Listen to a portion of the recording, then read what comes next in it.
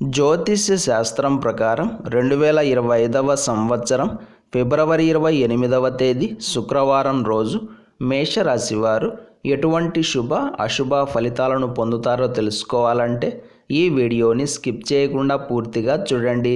అలాగే తప్పకుండా మా ఛానల్ని సబ్స్క్రైబ్ చేసుకోండి. ఈ ఫిబ్రవరి 28వ తేదీ శుక్రవారం రోజు మేషరాశి వారు సుదీర్ఘమైన సంభాషణలు సాగిస్తారు. చర్చలను సమావేశాలను ఫలప్రదం చేసుకునే వరకు నిద్రపోరు. పంచాయతీలకు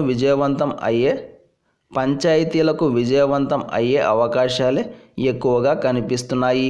ముఖ్యంగా మాట మీద ఆధారపడే వృత్తుల్లో ఉన్నవారికి ఈ రోజంతా పట్టిందల్లా బంగారంలా ఉంటుంది. టెలికాలర్స్, లాయర్స్, యాంకర్స్, స్పీచ్లు ఇచ్చేవారికి, గురువులకు, ఉపాధ్యాయులకు ఇలా అందరికీ కాలం అనుకూలంగా ఉంటుంది. ఇందులో మాత్రం డౌట్ లేదు. అలాగే ఈరోజు మేషరాశి వారికి శారీరకంగా మరియు మానసికంగా స్వచ్ఛమైన మరియు ప్రశాంతమైన వాతావరణాన్ని కలిగి ఉంటారు. మీ చుట్టూ ఉన్న వ్యక్తులు మిమ్మల్ని గౌరవిస్తారు, అలాగే ప్రేమిస్తారు కూడా. కొన్ని కీలకమైన ఒప్పందాలు జరగడం వలన మీ మానసిక ప్రశాంతత మరింత మెరుగుపడుతుంది. భయాలు, ఇబ్బందులు, సమస్యలు కొంచెం దూరమయ్యే అవకాశం ఉంటుంది. ప్రయాణాలు లాభసాటిగా సాగుతాయి. అందులోనూ రాత్రివేళ చేసే ప్రయాణాలు ప్రశాంతంగా గడిచే ఛాన్స్ ఉంటుంది. కొన్ని రకాల ఒప్పందాలను కుదుర్చుకోగలుగుతారు. భవిష్యత్తును దృష్టిలో పెట్టుకొని పొదుపు మీద కాన్సన్ట్రేషన్ చేస్తారు. ఏది ఏమైనప్పటికీ ఈ రోజంతా మేషరాశి వారికి సూపర్గా ఉంటుంది. చాలా వరకు యోగదాయకంగానే ఉంటుంది. ఇందులో మాత్రం డౌట్ లేదు. ఈరోజు మేషరాశి వారు తెలుపు రంగు దుస్తులను ధరించకండి.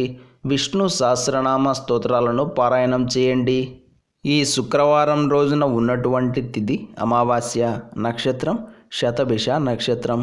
రాహుకాలం ఉదయం 11 గంటల నుండి 12 గంటల 30 నిమిషాల వరకు. యమగండం మధ్యాహ్నం 3 గంటల 30 నిమిషాల నుండి 5 గంటల వరకు. సూర్యోదయం 6 గంటల 47 నిమిషాలకు. సూర్యాస్తమయం 6 గంటల 20 నిమిషాలకు. వర్జం రాత్రి 7 గంటల 27 నిమిషాల నుండి 8 గంటల 54 నిమిషాల వరకు.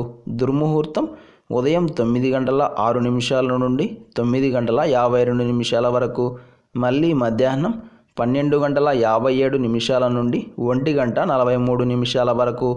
ఈ శుక్రవారం రోజు అమావాస్య వచ్చిన సందర్భంగా మనమంతా పితృదేవతలకు ప్రీతిగా పితృతర్పణాలు వదలాలి, నదీ స్నానం చేయాలి.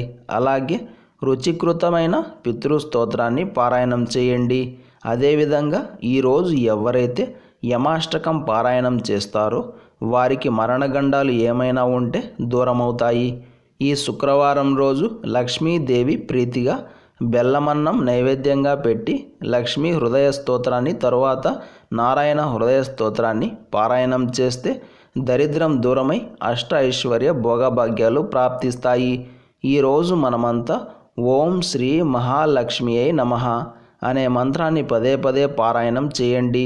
ఈరోజు సాయంత్రం తులసి కోటను శుభ్రం చేసి పసుపు, కుంకుమ మరియు పుష్పాలతో అలంకరించి బెల్లం నైవేద్యంగా పెట్టి ఆవు నెయ్యితో దీపం వెలిగిస్తే మీ ధర్మబద్ధమైన కోరికలు త్వరగా సిద్ధిస్తాయి.